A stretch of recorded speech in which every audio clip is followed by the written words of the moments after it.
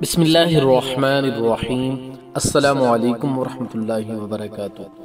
سامعین و ناظرین، حضرت سیدنا لقمان حکیم علیہ رحمۃ اللہ الکریم کے صاحبزادے وہ آپ سے عرض کرتے ہیں اپنے والد محترم سے کہ اے بحضور، انسان کی کون سی خصلت اچھی ہے؟ فرمایا دین۔ پھر پوچھا اگر دو ہوں تو؟ فرمایا دین اور مال۔ پھر پوچھا اگر تین ہوں تو؟ فرمایا دین، مال اور حیا۔ پھر پوچھا اگر چار ہوں تو؟ فرمایا دین، مال، حیا اور حسن اخلاق۔ پھر پوچھا اگر پانچ ہوں تو؟ فرمایا دین، مال، حیا، حسن اخلاق اور سخاوت۔ پھر پوچھا اگر چھ ہوں تو؟ فرمایا اے بیٹے، جب کسی میں یہ پانچ خصلتیں جمع ہو جائیں تو وہ کامل متقی، اللہ کا ولی اور شیطان سے بری ہے۔ حضرت سیدنا حسن بصری رحمۃ اللہ تعالی علیہ فرماتے ہیں، جس انسان کا اخلاق برا ہوتا ہے وہ اپنے آپ کو عذاب میں مبتلا کرتا ہے۔ حضرت سیدنا انس بن مالک رضی اللہ تعالی عنہ فرماتے ہیں، انسان اپنے حسن اخلاق کے سبب جنت کے اعلیٰ درجات پا لیتا ہے، حالانکہ وہ کوئی عبادت گزار نہیں ہوتا، اور انسان اپنے برے اخلاق کے سبب جہنم کے سب سے نچلے طبقے تک پہنچ جاتا ہے، باوجود یہ کہ وہ عبادت گزار ہوتا ہے۔ حضرت سیدنا یحییٰ بن معاذ رحمۃ اللہ تعالی علیہ فرماتے ہیں، حسن اخلاق رزق کا خزانہ ہے۔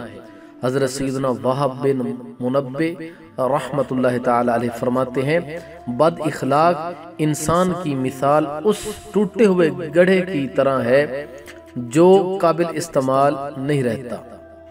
اور حضرت سیدنا فضیل بن عیاض رحمۃ اللہ تعالی علیہ فرماتے ہیں، اگر کوئی اچھے اخلاق والا فاسق میرا رفیق سفر ہو، یہ مجھے اس سے زیادہ پسند ہے کہ کوئی بد اخلاق عابد میرا رفیق سفر ہو۔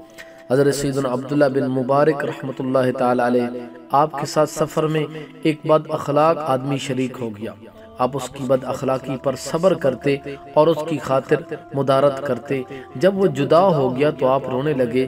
کسی نے رونے کا سبب پوچھا تو فرمایا، میں اس پر ترس کھا رہا ہوں، اس وجہ سے رو رہا ہوں، میں تو اس سے الگ ہو گیا لیکن اس کی بد اخلاقی اس سے الگ نہ ہوئی۔ جنید بغدادی رحمۃ اللہ تعالی علیہ فرماتے ہیں، چار خصلتیں انسان کو اعلیٰ مراتب تک لے جاتی ہیں، اگرچہ وہ علم اور عمل میں کم ہو۔ نمبر ایک بردباری، نمبر دو تواضع، نمبر تین سخاوت، نمبر چار حسن اخلاق، اور حسن اخلاق ایمان کا کمال ہے۔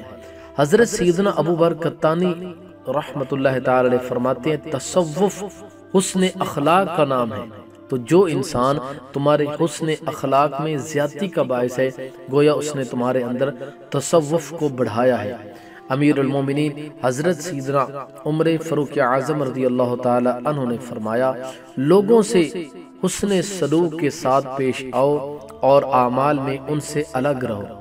حضرت سیدنا یحییٰ بن معاذ راضی رحمۃ اللہ تعالی فرماتے ہیں، بد اخلاقی ایک ایسی آفت ہے کہ اس کے ہوتے ہوئے نیکیوں کی کثرت بھی فائدہ مند نہیں ہوتی، اور حسن اخلاق ایسی نیکی ہے جس کے ہوتے ہوئے بہت سی برائیاں بھی باعث نقصان نہیں ہوتی۔ بہرحال یہ وہ ایسی باتیں ہیں جو ہمارے بزرگوں نے لکھی۔ اللہ تعالی ہمیں صحیح معنوں میں اسلام پر چلنے کی توفیق عطا فرمائے۔